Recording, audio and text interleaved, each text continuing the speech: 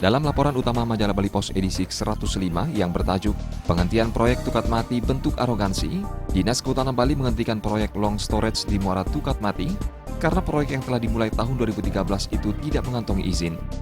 Anggota Komisi 1 DPRD Bali, IGK Kresna Budi mempertanyakan penghentian proyek dan bahkan menilainya sebagai bentuk arogansi. Penghentian proyek penanggulangan banjir di Muara Tukat Mati juga menuai protes masyarakat. Sekelompok warga bahkan turun ke lapangan untuk menolak sikap pemerintah Provinsi Bali yang dianggap mengabaikan kepentingan publik. Di lain pihak, Dinas Kehutanan Bali menimpahkan kesalahan pada pemerintah Kabupaten Badung yang tetap menjalankan proyek itu meski belum mengantongi izin.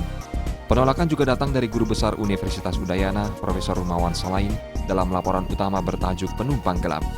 Rumawan Salain mengatakan, pemerintah daerah seharusnya berpihak kepada kepentingan rakyat. Rumawan Salain mengkritik pemerintah daerah yang diam saja saat melihat proyek investor besar yang jelas-jelas melanggar peraturan. Dari bidang politik, majalah Bali Pos menurunkan laporan bertajuk Krisis Kader Petarung.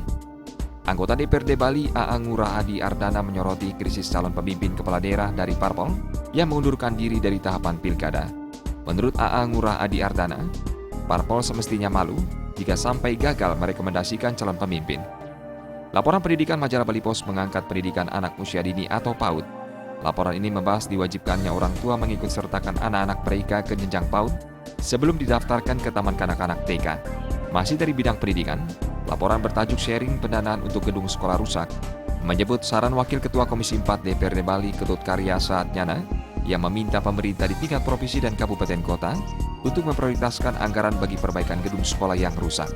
Pemerintah daerah disarankan menerapkan pola sharing atau berbagi pendanaan bila tidak mampu membiayai secara mandiri. Laporan-laporan menarik tadi dan laporan-laporan lain yang tidak kalah menarik dan bermanfaat bisa Anda temui dalam Bali Pos edisi ke-105. Tim Liputan Bali TV.